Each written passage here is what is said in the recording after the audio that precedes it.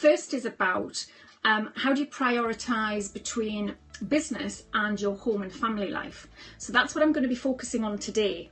And then once you have that sorted, then it's important to look at what you prioritise or how you prioritise in your business, because I don't believe you can do that one really effectively until you've got this first in place.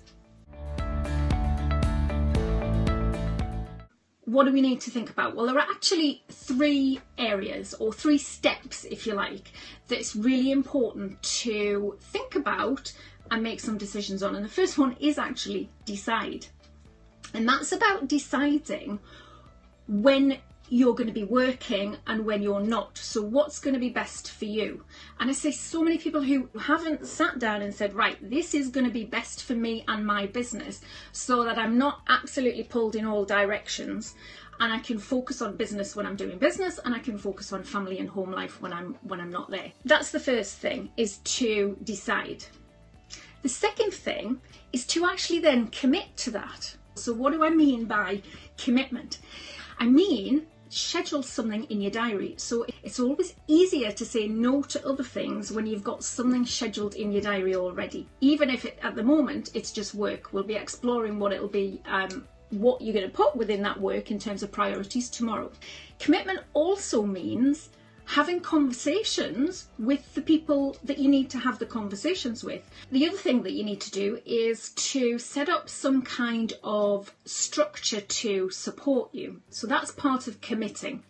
That might mean letting the neighbours know, or letting your parents know, or anyone else who might just pop over because they think you're not working because you're at home. But whatever structure is going to work for you, that's what you kind of need to be thinking about and committing to in order to get this work-life balance.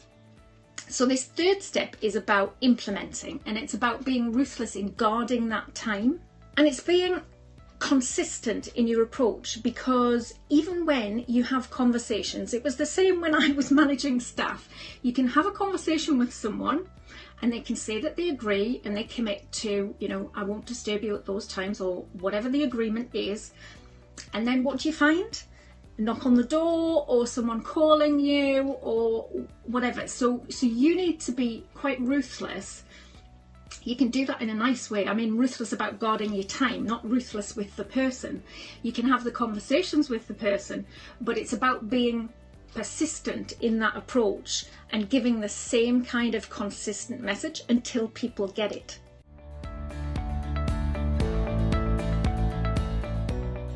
I can guarantee that if it's not working, if you've not kind of got the right work-life balance, or you don't feel like you're able to prioritise particularly well between home and family life and business on the other hand, then it will be one of those areas. It'll be that you haven't actually made a definite decision about what's going to work best for you. You may have made a decision, maybe you haven't committed to that, so you haven't had the conversations that you've needed to have, or you're not implementing ruthlessly. This is about trying to help yourself so that you're prioritising what's really important to you.